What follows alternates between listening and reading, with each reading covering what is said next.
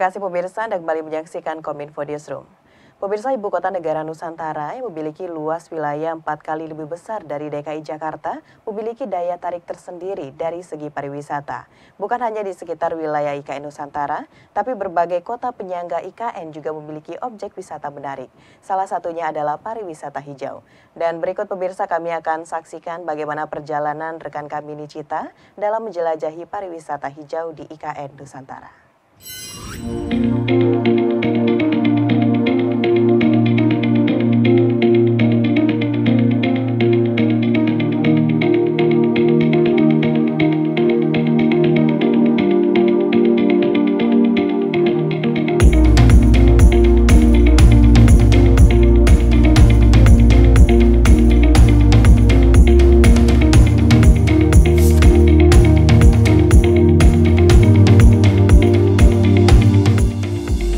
Pemirsa, perpindahan ibu kota negara dari DKI Jakarta ke Nusantara menjadi pembicaraan di berbagai kalangan.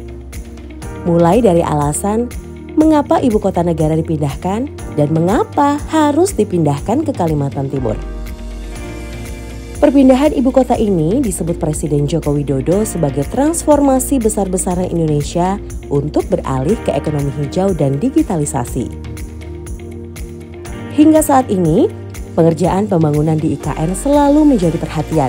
Sejauh mana dan seperti apa konsep dari IKN Nusantara tersebut? Kawasan Istana Presiden menjadi fokus pengerjaan di IKN Nusantara saat ini.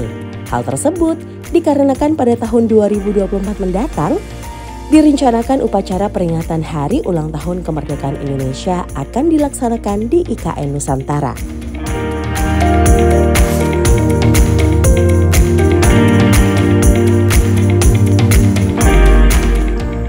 Pemirsa, pemerintah terus mengkebut pembangunan IKN Nusantara yang apabila kita lihat progresnya pembangunannya terasa cepat sekali ya.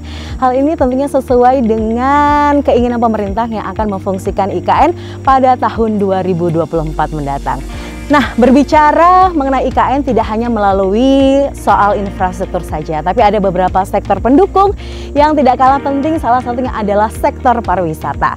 Sektor pariwisata ini selain untuk membantu membangkitkan perekonomian Indonesia, dan ini juga sangat penting untuk hiburan bagi masyarakat yang ada di IKN ataupun di sekitar kota penyangga. Nah, kali ini saya akan mengajak Anda untuk menjelajah berbagai sektor atau objek wisata yang ada di sekitar IKN ataupun di sekitar kota penyangga. Karena hal ini juga penting bagi masyarakat tentunya yang ada di luar Kalimantan Timur untuk mengetahui sebenarnya apa saja sih wisata-wisata yang ada di sekitar IKN dan juga kota penyangga. Yuk ikutin saya untuk berjalan-jalan ke beberapa objek wisata yang saya maksud. Wisata alam di Kalimantan Timur memang gak ada habisnya pemirsa. Dan tentunya akan berbekas di memori Anda betapa menakjubkannya alam Borneo. Ada beberapa daerah penyangga IKN Nusantara yang memiliki wisata unik dan objek wisata unggulan yang harus Anda kunjungi. Seperti di beberapa lokasi di Kota Samarinda, ibu kota Provinsi Kalimantan Timur, Kota Balikpapan, Kabupaten Penajam Pasir Utara, Kabupaten Pasir, dan Kota Bontang. Kepala Dinas Pariwisata Provinsi Kalimantan Timur Ahmad Herwansyah menyebutkan kawasan IKN Nusantara memiliki potensi wisata yang besar, mulai dari ekowisata hingga objek wisata bahari. Pemerintah Kalimantan Timur hingga saat ini terus melakukan pengembangan objek wisata di IKN. Tak hanya itu, sumber daya manusia juga menjadi fokus pemerintah dalam peningkatan mutu sektor wisata. Namun, masih ada beberapa persoalan yang menjadi PR pemerintah pada sektor pariwisata di beberapa wilayah penyangga IKN Nusantara, seperti aksesibilitas dan akomodasi. Tak ingin berlarut-larut, meskipun belum seluruh wilayah penyangga IKN memiliki jalanan yang mulus dan nyaman, pemerintah terus berusaha meningkatkan pembangunan infrastruktur untuk mempermudah akses masyarakat. Baik itu untuk mendukung sektor ekonomi, ataupun menghubungkan daerah penyangga dengan IKN dalam segi pariwisata. Salah satu manfaat dari pembangunan yang dirasakan manfaatnya baik untuk sektor pariwisata dan ekonomi adalah akses jalan tol.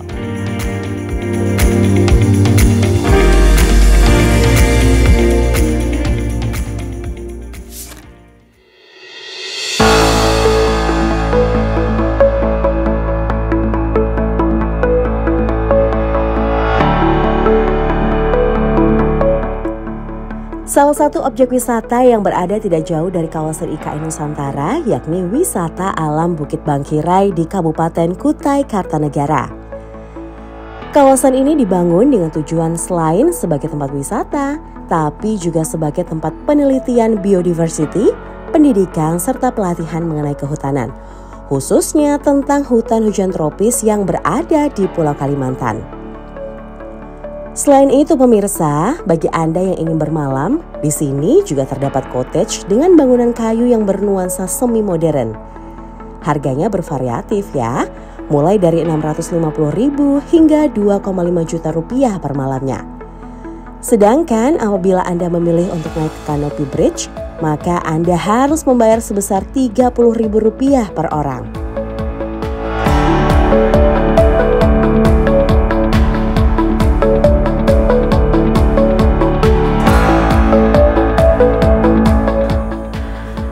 Pemirsa, saat ini saya sedang berada di salah satu objek wisata yang ada di sekitar IKN ya, namanya adalah Bukit Bangkirai. Ini saya baru naik nih ya, sedikit sekitar 150 meter. Ini udah ngos-ngosan banget, masih panjang lagi perjalanan kita di atas sana. Yuk langsung tetap ikutin saya jalan ke atas sana untuk menuju Bukit Bangkirai.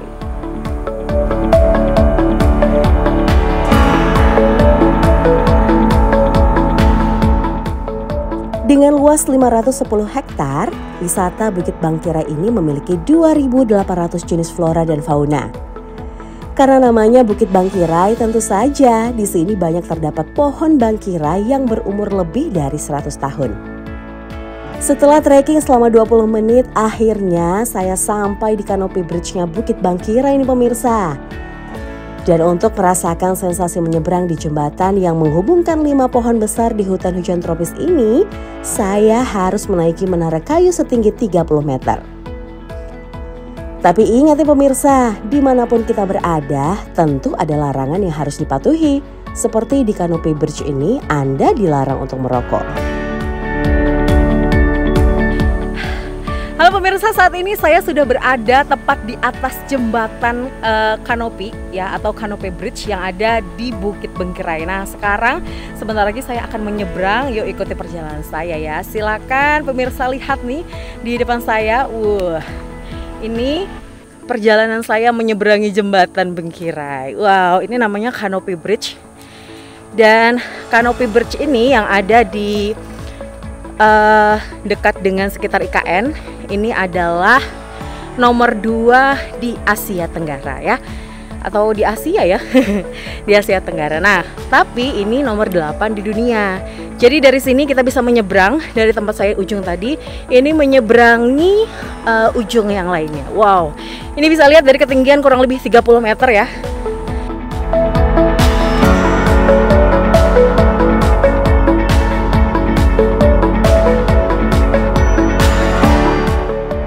Wah, benar-benar luar biasa ya pemirsa, alam Indonesia, indah banget. Saya semakin bersyukur sekali bisa menikmati keindahan alam Kalimantan ini. Salah satunya dari ketinggian 30 meter, dan di sini Anda juga bisa mendengar suara hewan yang saling bersautan.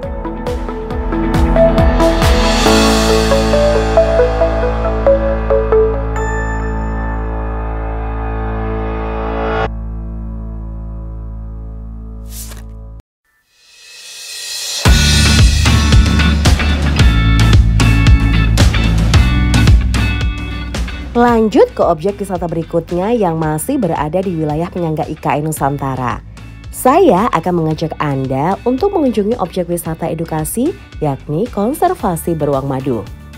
Disebut wisata edukasi karena di sini juga terdapat rumah lamin panjang, di mana pengunjung dapat bersantai sambil mendapatkan informasi tentang beruang madu dan beberapa jenis hewan lainnya yang ada di Kalimantan Timur. Nah pemirsa, ternyata tidak hanya wisata alam saja loh yang bisa kita kunjungi di kota penyangga sekitar IKN Nusantara. Tapi ada salah satu juga wisata edukasi yang bisa dipertimbangkan bagi pemirsa yang ingin menghabiskan waktu akhir pekan ataupun liburan. Hari ini saya sudah berada di konservasi beruang madu, tepatnya di Jalan Soekarno-Hatta, kilometer 23 Balikpapan. Di sini kita akan diajak nantinya untuk berkeliling melihat beruang madu, dan saat ini juga saya sudah janjian nih dengan Mbak Kiki yang akan mengajak saya untuk jalan-jalan dan juga melihat bagaimana sih petugas-petugas di sini memberi makan. Yuk ikuti perjalanan saya. Halo Mbak Kiki, apa kabar? Nanti kita mau keliling-keliling ya ke sana ya.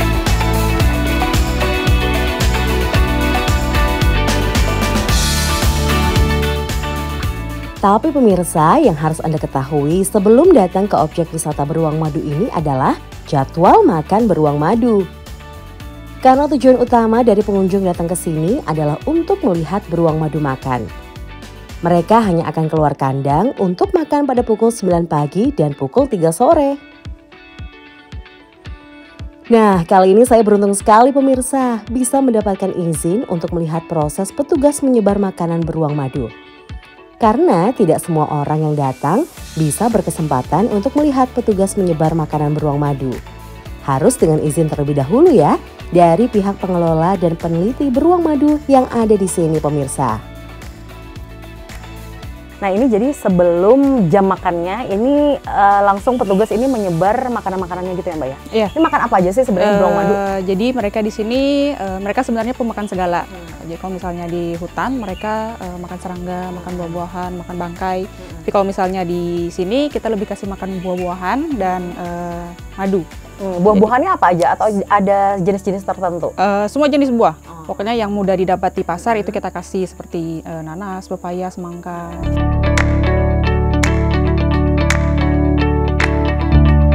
Nah tadi saya lihat kan petugasnya itu menyebar ya. Nah ini apa fungsinya? Kenapa harus disebar, nggak ditaruh di suatu wadah gitu? Ya jadi itu untuk melatih insting liar mereka. Jadi melatih untuk penciuman mereka jadi seperti di habitat aslinya. Di kawasan konservasi ini terdapat 6 ekor beruang madu hasil sitaan yang merupakan dahulunya adalah hewan peliharaan yang disita oleh tim BKSDA. Dan setiap beruang yang ada di sini memiliki namanya masing-masing loh pemirsa. Seperti yang paling tua bernama Anna dan Haris berumur 28 tahun. Dan yang paling muda bernama Pedro dan Chan berumur 10 tahun. Selain itu, beruang madu ini tetap bisa mencari makanan sendiri di dalam hutan konservasi ini. Dan jangan takut kabur ya, karena sekeliling kawasan beruang madu telah dipasang kawat listrik. Sehingga beruang madu tidak akan berbuat di luar kendali. Oh iya pemirsa, Mbak Kiki ini merupakan petugas yang bertanggung jawab memandu pengunjung untuk melihat beruang madu. Jadi sebelum pengunjung diperbolehkan menaiki jembatan, Mbak Kiki ini akan terlebih dahulu memberikan informasi kepada pengunjung tentang peraturan selama melihat beruang madu. Adapun peraturannya yakni tidak boleh berisik karena beruang sensitif dengan suara nyaring. Tidak boleh membawa makanan dan minuman. Tidak boleh merokok, tidak ada flash, dan tidak ada tiket masuk. Tapi dipersilakan berdonasi untuk keberlangsungan hidup beruang. Kawasan konservasi beruang madu ini memiliki luas 1,3 hektar. Dan memiliki jembatan dengan panjang 200 meter.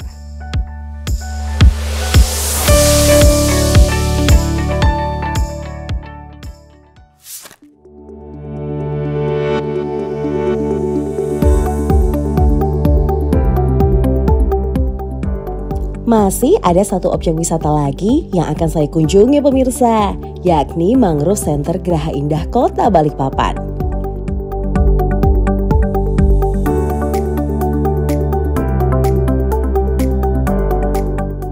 Nah pemirsa, saat ini saya sedang berada di salah satu Mangrove Center Geraha Indah Kota Balikpapan yang tidak hanya terkenal di Balikpapan tapi juga terkenal di 23 negara. Wow, gimana ya rasanya kita jalan-jalan menyusuri hutan mangrove menggunakan perahu? Nah hari ini saya sudah janjian nih sama Pak Mustafa dan yuk ikutin terus perjalanan saya keliling hutan mangrove.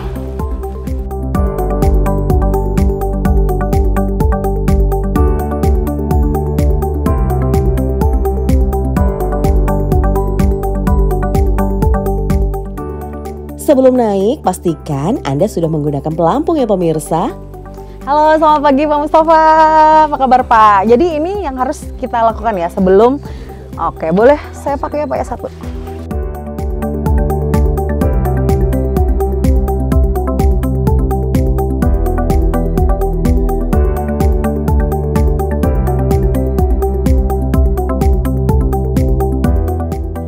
Sementara itu, untuk dapat menikmati suasana di kawasan hutan mangrove ini, Anda harus merogoh kocek Rp300.000 untuk dapat menyewa satu perahu. Untuk informasi nih ya pemirsa, Mangrove Center Geraha Indah Kota Balikpapan ini telah memperoleh banyak sekali penghargaan loh. Mulai dari penghargaan Kalpataru, Wali Kota Balikpapan, Gubernur Kalimantan Timur atas peran dari Mangrove Center Geraha Indah untuk upaya pelestarian dan mengembalikan fungsi dan peranan mangrove di kawasan pesisir Sungai Somber. Penghargaan juga didapat dari Kementerian LHK hingga penghargaan dari Presiden Joko Widodo. Kalau gitu yuk langsung aja pemirsa, kita menyusuri Mangrove Center Geraha Indah Kota Balikpapan. Wah, saya cukup deg-degan juga nih pemirsa naik perahu di sungai. Apalagi saya tidak bisa berenang.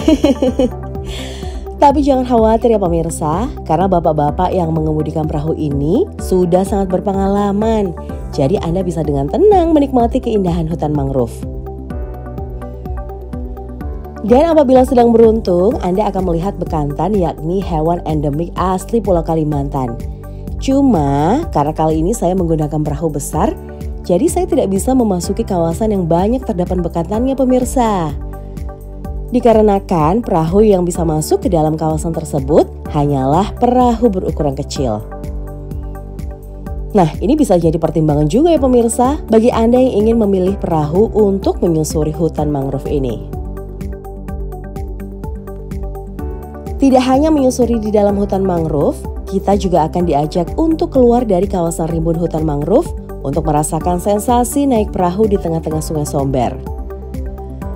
Setelah menelusuri kawasan Mangrove Center Geraha Indah dan Sungai Somber selama 1 jam, saya semakin bersyukur bisa menginjakan kaki di Provinsi Kalimantan Timur yang selalu memanjakan mata saya dengan keindahan yang dimilikinya.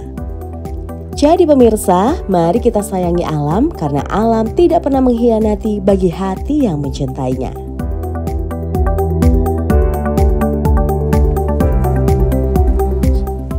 Wah pemirsa, ternyata seru juga ya perjalanan kita menyusuri Sungai Somber, di mana di dalamnya ada hutan mangrove dan juga hewan primata seperti bekantan. Jadi gimana nih? Seru dong ya pastinya wisata-wisata yang ada di IKN Nusantara dan juga di kota penyangganya. Nah, jadi wisata-wisata yang ada di Kalimantan Timur ini tentunya tidak kalah menarik dari daerah lain yang juga punya wisata yang mengagumkan dan juga mempesona.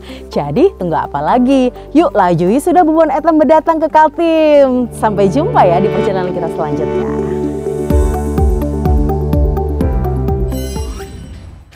Pemirsa, itulah raga informasi yang telah kami rangkum untuk Anda. Dapatkan update berita pilihan setiap harinya di kanal Kominfo Newsroom atau melalui sosial media JPR TV. Saya Mona Zadini Sak pamit, terima kasih atas perhatian Anda. Selamat malam dan sampai jumpa.